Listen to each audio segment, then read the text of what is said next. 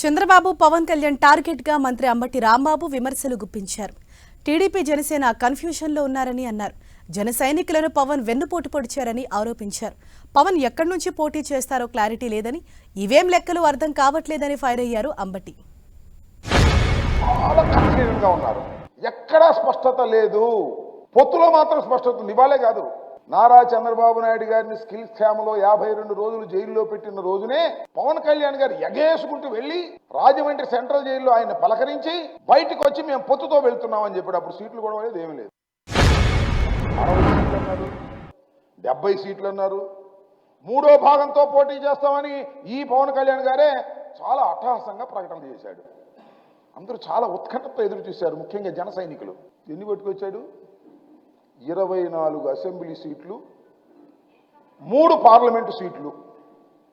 ఇది కాక నాకు చాలా చిత్రం వేస్తుంది పవన్ కళ్యాణ్ గారు.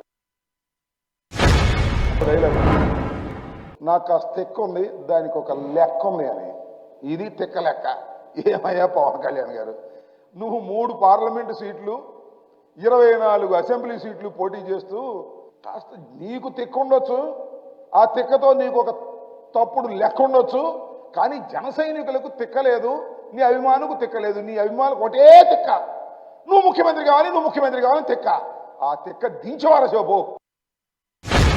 వాళ్ళ బాలమతి బాలకృష్ణ మన లోకేష్ మామ ఎక్కడ పోటీ చేస్తాడో ప్రకటించాడు. కానీ నీకు 24 సీట్లు ఇచ్చి ఎక్కడ పోటీ చేస్తావో ప్రకటించుకునే దశలో ఉన్నాయో నాకు అర్థం కాలేదు. అంటే రహస్యమా? పోటీ చేయవా? పార్లమెంట్కి ఏమైనా పోటీ చేస్తావా? ఎందుకులే గొడవని